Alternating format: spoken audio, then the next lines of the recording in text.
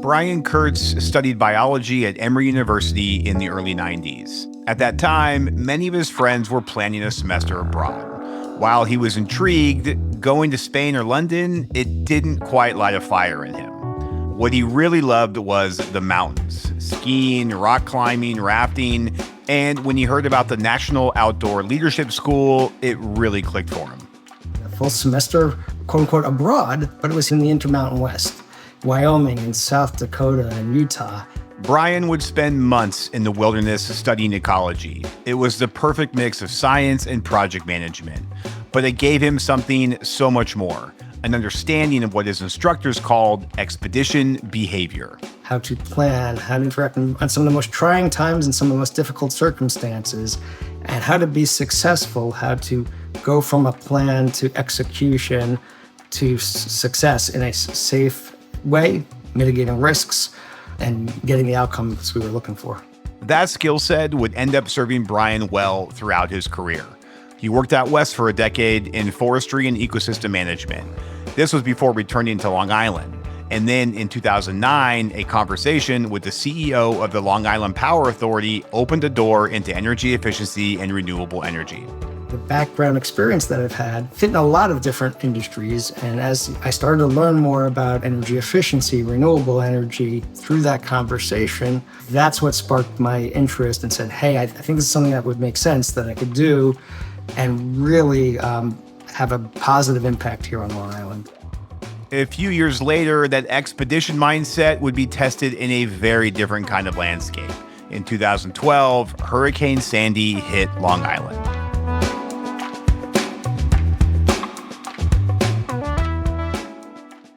Two weeks after the storm, many thousands are still out of their homes, and thousands more have no power.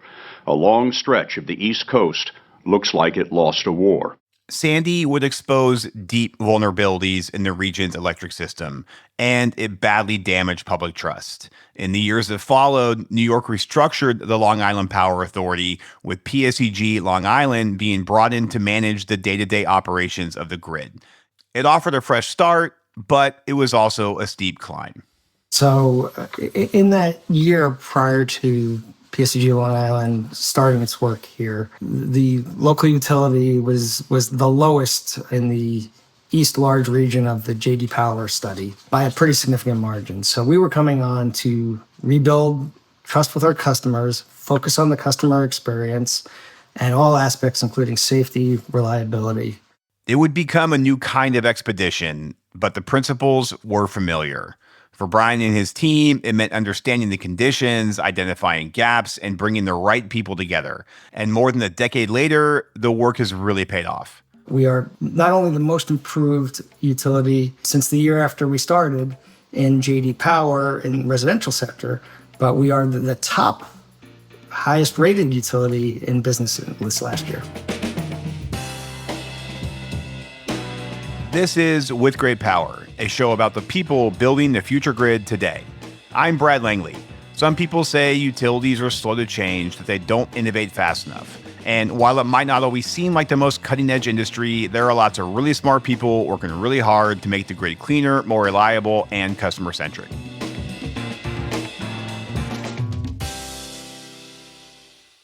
Today, my guest is Brian Kurtz, Senior Manager of Special Projects at PSEG Long Island. We delve into the utility's remarkable comeback story, which wasn't just about restoring poles and wires. It meant rethinking the customer experience from the inside out. So I talked with Brian about how they did it and how rate modernization played a big role in that story. PSEG Long Island took over the management of the company in 2014. It was, the utility at the time was more focused on the traditional measures of success, but wasn't as focused on modernization and customer centricity. So what we did, started this brand new customer intelligence business unit and started off by looking at what are the best in class in the industry from customer satisfaction doing? What are those lessons learned?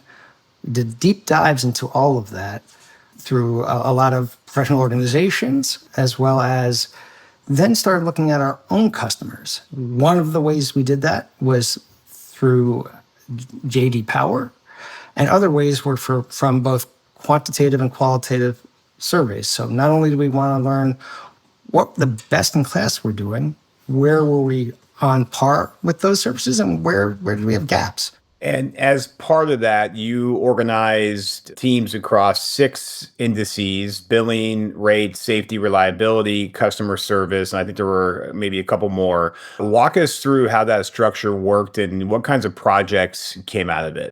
Yeah, so that was the best part of this. We were looking at all dimensions of that customer experience, as well as the supporting employee experience, having the right offerings for our customers and the right processes and support for our employees to be successful in delivering those programs and services. We looked in power quality and reliability, price areas, billing and payment, corporate citizenship, customer communications, and customer care.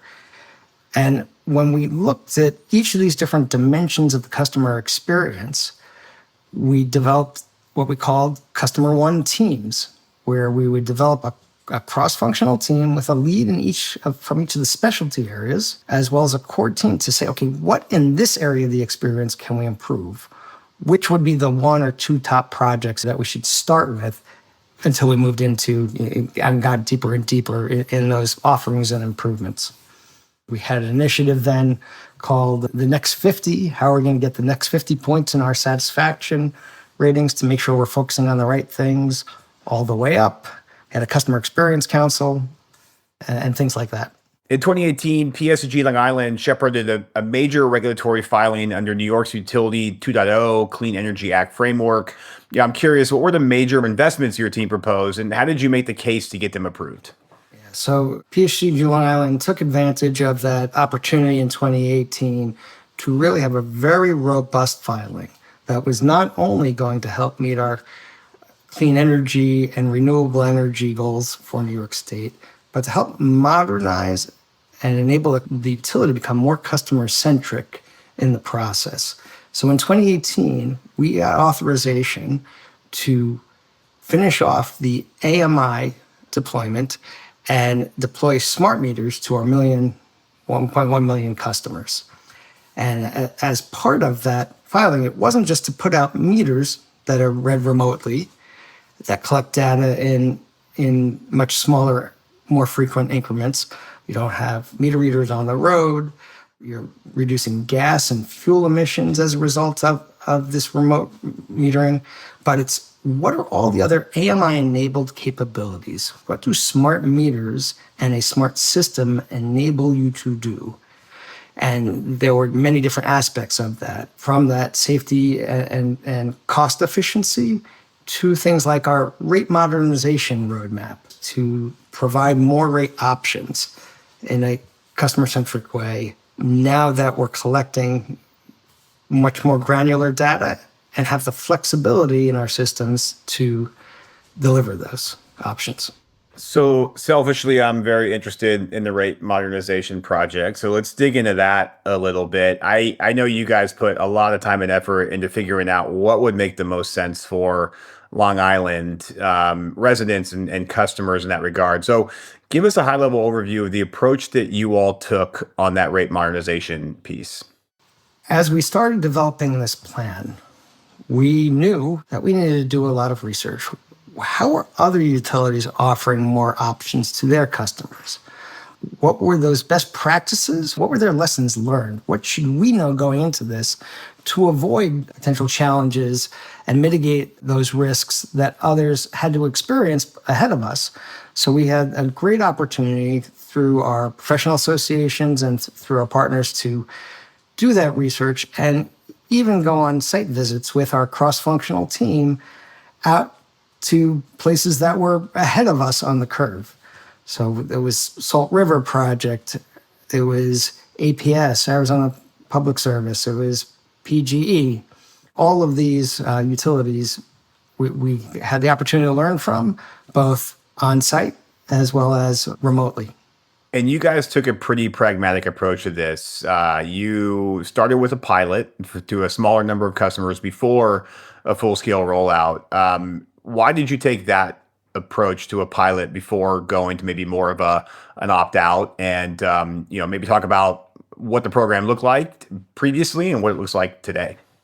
Yeah, so we knew we had to go through this learning curve, and we had to figure out not only how do we implement these rate options for our customers, but within our systems and processes. So we needed that operational test, if you will, to both do the research as part of the plan, but then as we implemented the plan early, go slow to begin with so that we can learn and iterate and improve. And so that was the approach. It was first get our enabling technologies and our core internal processes shored up. We needed an advanced billing engine. We're currently operating on a 1970s mainframe customer information system, what we call CAS, customer account system, and we needed an advanced billing engine. So we went to those partner utilities and said, how are you getting the work that you're doing? What's important to customers in this space? And we wound up discovering the services of GridX here, which enabled us to do those advanced rate calculations, as well as offer some of the things that were important for customers. Hey, what does this rate mean for me personally? So not just what is a rate design and a rate brochure, which, yeah, you can read about and kind of understand what the relative differences are in a time of use rate, as an example, for higher peak costs when demand is high and costs are high, and lower off-peak or even overnight super off-peak, times where the costs are less, that could be passed on to a customer. But they didn't know how that worked for them. So we needed the capability to do rate comparisons at each customer's level and then make that visible to the customers themselves directly through self-service from the back-end program standpoint and through customer service representatives, the single source of the truth.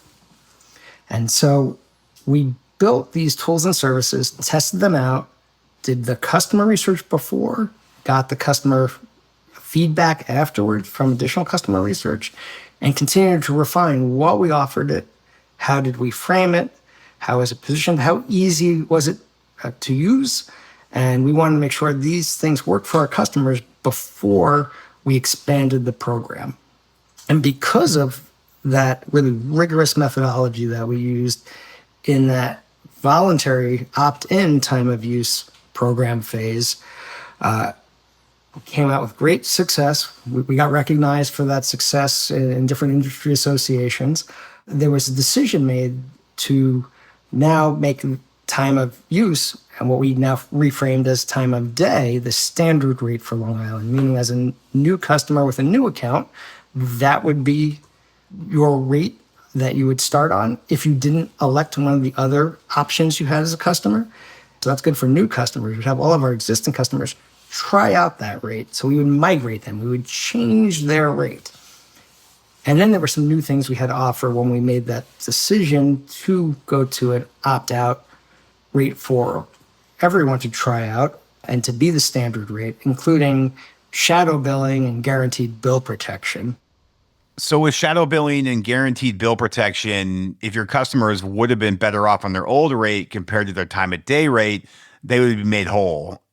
That's obviously super compelling because it takes risk out of the program. So I'm curious, what's the response been to that and the broader program as a whole? It's been tremendous, with a heavy investment and focus placed on the awareness of the rates, the learning curve pre-enrollment, the adoption of them, and then supporting that through both overall messaging, global messaging in our marketing communications, but as well as personalized analysis of when are they using electricity, what's driving their usage during peak, AMI disaggregation, again, another use case for AMI in our Next Generation Insights, our Home Energy Management Customer Insights program. Giving them those tools and that information, they've started to shift and save. Over 80% of our customers are now aware that they have rate options, and that time of day is out there. Over 70% of those customers, 3 months after them being on a time of day rate, have reported some level of shifting and saving.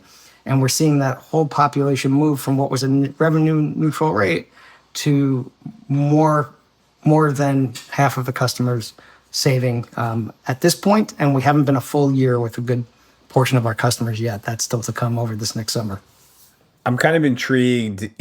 Normally you think a 50 to 60-year-old mainframe would be a bit of a showstopper in enabling this kind of innovation. How exactly were you able to work around that? And did it surprise you that you didn't have to do a rip and replace and still be able to successfully run a program like this at scale? Yeah, so we couldn't let that stop us. So we needed to find a solution that would work concurrent with our system and in partnership with our system. And that's where the offerings that of an external, quote unquote, bolt-on advanced billing engine that partnered and worked back and forth with both our AMI systems, our meter management systems, and that data not being constrained by our current core billing system, and yet being able to get the critical information back into our core billing system and to produce bills was essential. And we were happily surprised to find a solution with GridX that had all of those different features of both the billing experience as well as the customer experience. And that's the technology side. There's a human element to this too. And I mean, you touched on some of the marketing work you guys did, but you guys did some really creative and fun stuff too. So I think there's like a mascot associated with this. There's a lot of great videos. Talk a little bit about, how you made this accessible and attention getting for people that just don't think about their usage or bills regularly. Yeah, our marketing and customer engagement teams were phenomenal. First of all of our communications that were direct customer communications were customized to several really key segments of impact and or importance, whether that was a low income eligible segment, customers that have electric vehicles, our net meter and solar customers, each that have some different key attributes that we wanted to make sure we tailored the communication to. But then from the fun standpoint, right? The format, the clarity of the message, the 20-hour energy deal, and eventually the time of day coach, Todd. Time of day, Todd is a cute little clock, and he is a coach now in many of our both online services, social media, in videos, as well as in education materials, those nurture emails and print mail. He's there to help our customers through their journey. And PSEG Long Island's current focus includes what's called an affordable and flexible load future. And obviously those are the two of the key macro things going on right now. But I'm curious, what does that mean in practice and why does it matter to PSEG Long Island right now? So what drives the cost of the generation services that we have to obtain? We have to obtain a certain level of capacity for the demand of customers on Long Island. So the highest demand periods when customers need the most electricity tend to be on those summer weekdays in the late afternoon and early evening hours where businesses are still operating, their customers are coming in and out, and we need to provide all of that air conditioning load and things those businesses need to function at the same time. The kids are coming home from school and they're turning on the electronics. Maybe some of the parents are doing some of the laundry, getting home and they're plugging in their electric vehicle. So that we need to plan for that highest demand of electricity, that highest capacity requirement at those hottest days of the year. And most of the time, all of that generation and power supply isn't being used for the majority at that highest of all levels, and it drives the cost of services here. So when we can get our customers to change when they're using some of their highest flexible loads, like an electric vehicle, when are they charging it? When are they running their pool pump on high for cleaning mode, running the dishwasher? How are they managing their cooling load? Are they running that as high as it can be, or is there something more efficient from a pre-cooling standpoint, and then dialing it down a couple of degrees during those peak times that drive costs down for the utility, and those all get passed right along to our customers? So What you described in total has really been a complete transformation in many ways for PSEG Long Island, and it's getting a lot of really great attention. I know your time of day program and time to use pilot has won some awards, and then last year you all won the JD Power Business Award for the most improved electric service provider in the nation, which is incredibly impressive. After starting lower than that, what does that arc tell you about how organizational transformation actually happens? Organizational transformation happens when you have a steady focus on the customer experience, the needs of your customers and who you're serving, the employee experience, providing the tools that you need to deliver that optimal customer experience. And when you drive on that continued modernization, efficiency, reliability of all of those things, and you invest and you commit to that all the way from the highest levels of the organization with consistency, the executive committee, the senior leadership team, down to the frontline employees at all those different levels, and have that consistency in investing in these improvements, real change could be made. We call this show With Great Power, which is a nod to the energy industry. It's also a Spider-Man quote. With great power comes great responsibility. So, Brian, tell us, what superpower do you bring to the energy transition? I think it's my drive and passion for continuous improvement. And it's enabled me to be successful on some really large challenges, but have had all these opportunities with our entire team pulling in that same direction. It takes a village, and when you get together, you pull in that same direction, you tackle those big challenges and make these improvements with consistency, you're going to achieve great things.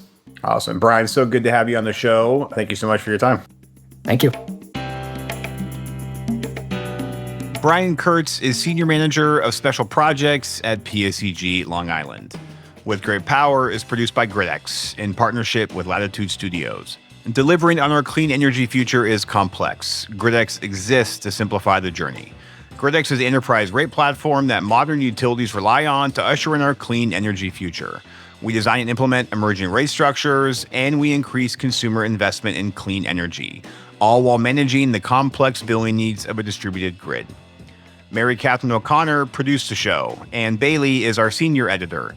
Stephen Lacey is our executive editor. Sean Marquand composed the original theme song and mixed the show. The GridX production team includes Jenny Barber, Samantha McCabe, and me, Brad Langley. If this show is providing value for you, and we really hope it is, we'd love it if you could help us spread the word. You can rate or review us at Apple and Spotify, or you can share a link with a friend, colleague, or the energy nerd in your life. As always, thanks so much for listening. I'm Brad Langley.